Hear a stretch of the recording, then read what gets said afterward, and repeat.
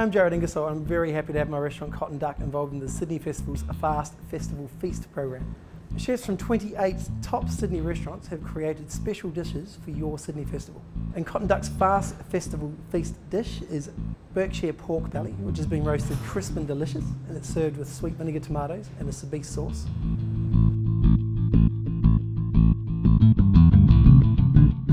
Now, the great thing about this recipe is that there are only 3 elements to the dish. There's the pork belly, roasting the pork belly, and there's cooking the tomatoes, doing all sweet vinegar tomatoes, and then a very, very simple soubise sauce. Now, all 3 elements are very, very simple, but there is a few little tricks that you need to pay attention to.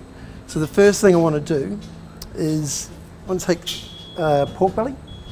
The great thing about what I normally do with this pork belly is you buy it from your butchers, make sure it's off the bone and the skin's on. What I prefer to do is to leave it in the fridge, uncovered, just on a tray, like that, or if you can, hanging up, but just leave it for 1 day, and the skin will dry out, and we'll just lose some of that moisture on there. Then we need to score the pork belly nice and fine, so it helps crispen it up. Now, the best tool to use is go down to the hardware shop and just buy a little Stanley knife like this.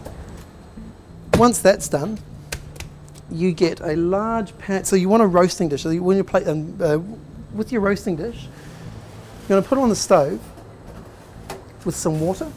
You're going to bring the water up to the boil, and what we're going to do is we're going to boil the skin of the pig, and this will really help get really nice, crunchy, crackling.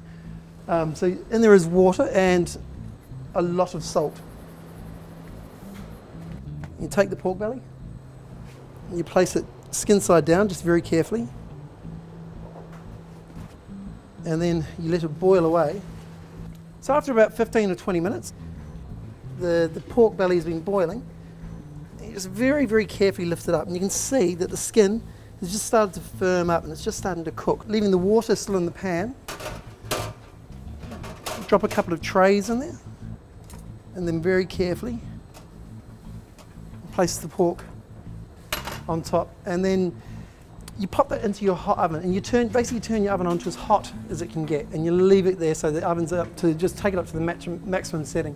While the pork is roasting, I want to do the next part of the dish, which is the sweet vinegar tomatoes. And the idea behind these tomatoes is that they're just like little bursts of intense tomato flavour that's enhanced with some vinegar and some sugar. So the first stage is to take just a dry pan and pop in some sugar, just some white caster sugar, and pop it on a fairly high heat. Now, the beauty about making this caramel is that it doesn't matter if it crystallizes. It's all about just getting those toasted sugar flavors. Just some little cherry tomatoes that are on the truss, and they've just been blanched. And all I'm doing is just very carefully removing the skin. You take a small amount of thyme, a couple of bay leaves, and a couple of cloves of garlic. Just chop them in half. When you've got that, when it looks about that, and you've got to start to get a bit of a caramel smell coming out, take some garlic, your thyme, and your bay leaves, chuck all that in there together, and just give it a stir. What you'll notice straight away is that you're just instantly hit with this amazing aroma of the thyme and the garlic. It's just absolutely fantastic. And then you take a bit of red wine vinegar, and you'll straight away see that the sugar has set and it's all gone to this big clumpy mess, and that's exactly what you want. And that's just all we do now is return that to the heat, just a gentle heat, and that'll melt down. The sugars will dissolve into the vinegar. Okay, so after about 5 or so minutes, it doesn't take very long at all, you can see that the vinegar and the sugar have started to melt together, and it's starting to form a bit of a syrup. And while that's warm, I add a little bit of extra virgin olive oil, and then just add the tomatoes to that mixture.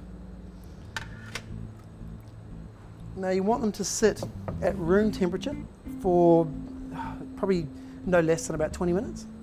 And the tomatoes will very, very quickly take in all those really amazing flavours. The last thing is a soubise sauce, and my version of a soubise sauce is incredibly simple. It has 3 ingredients, well, 2 if you don't include salt as an ingredient.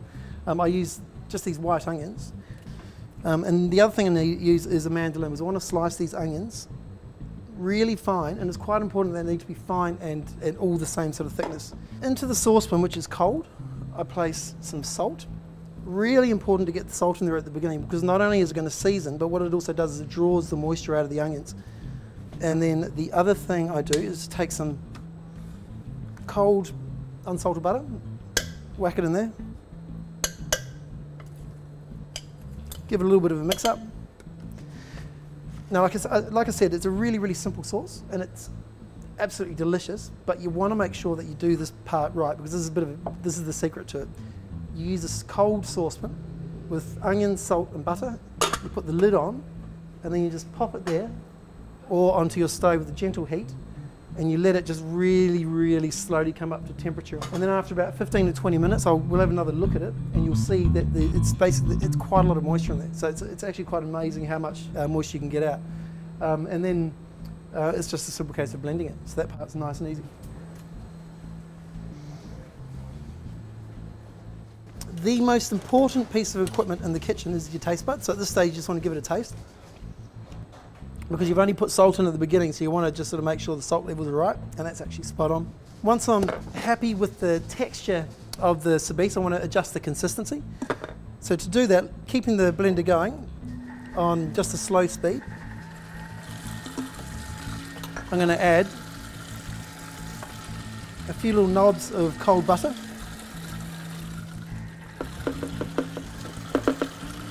And as the butter's been mixed through the soubise sauce while it's blending, it'll thicken it slightly, give it a nice sort of sheen, and just give it a nice bit of richness. Okay, so the last thing to do is basically just to just put the dish together. And because it's a really, really simple dish, I like to plate it really, really simply with not too many airs and graces, and just let the beautiful colours and the contrast and all that sort of stuff speak for itself. I want to get a really nice square cut from the pork. Just grab the pork, take it over to your chopping board, and then flip it upside down so the crackling is on the board. And you can see that the meat's all sort of come away. Oh, that's absolutely spot on. And then you're left with a really nice clean shape.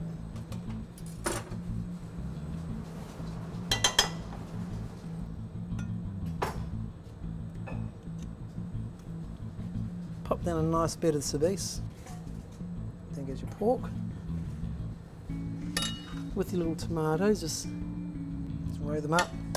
I like to chuck in a little bit of the stuff here, which is it's a little black salt, and then take just a tiny bit of baby parsley, not too much. It actually goes a long way. A little bit of parsley in this dish goes a long way.